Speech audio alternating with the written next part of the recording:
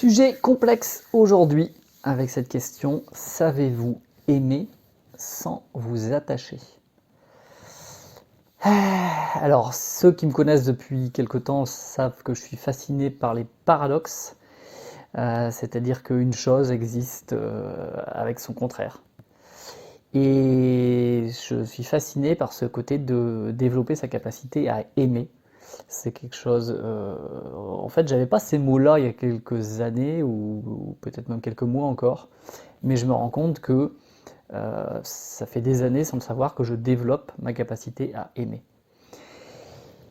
Et la difficulté, c'est que dans les composantes de l'amour, je parle de l'amour au sens large, hein, eh bien, il y a ce côté attachement. Alors, il y a d'autre part aussi, il y a l'engagement, il y a l'affection, il y a l'intimité, émotionnelle surtout. C'est cette intimité-là qui est la plus délicate à mon sens.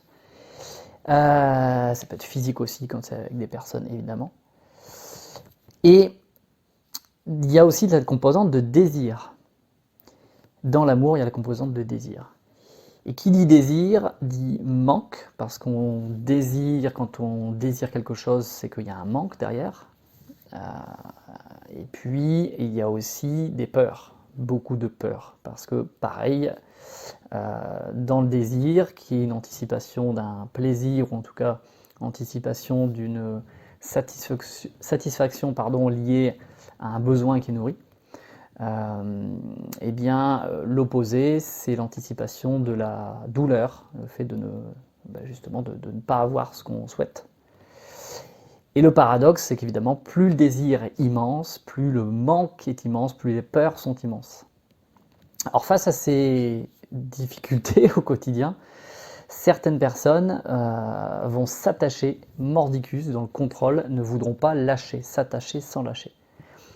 Et d'autres personnes, leurs stratégies seront différentes, leur stratégie va être différente, ça va être au contraire de ne pas s'attacher, de fuir, d'éviter l'attachement pour éviter d'être dans la douleur, et puis de faire une espèce de yo-yo, c'est-à-dire d'essayer de gérer la vanne de je m'attache, je crée du lien, et je me détache, je crée du lien, je me détache, etc.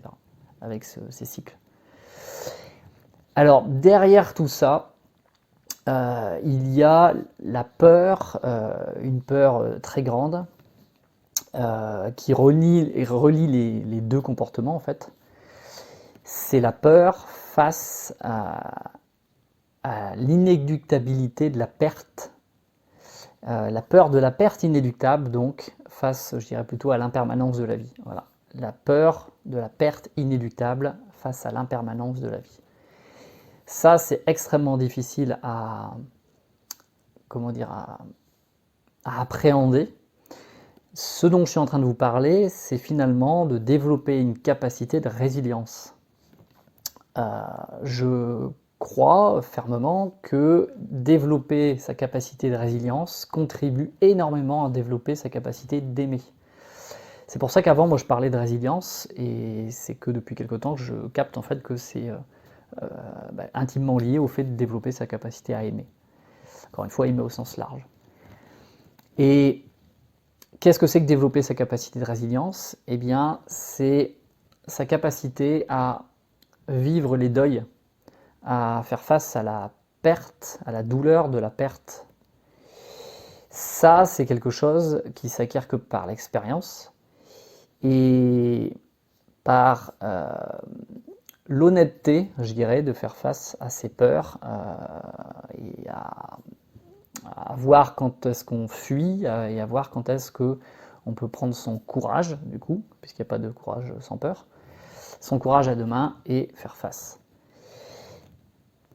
Et c'est bien parce qu'il y a derrière cette perte et cette tristesse, c'est pas mal comme terme, cette tristesse immense, qui a la possibilité de se reconnecter à la joie profonde de certains aspects. En fait, si vous allez vers vos plus grands manques, vous vous connectez aussi à vos plus grandes joies, à vos plus grands désirs.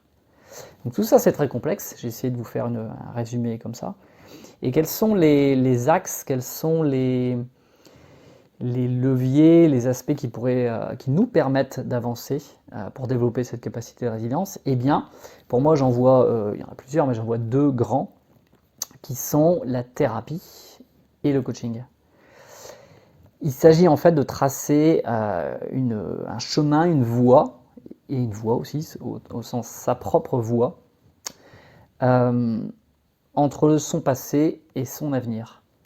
Et là où la thérapie va travailler sur le passé et la compréhension, la conscientisation des manques du passé pour mieux vivre son présent, eh bien le coaching va utiliser ce qu'il y a dans le présent, les capacités, les ressources du présent pour construire dans les actes l'avenir.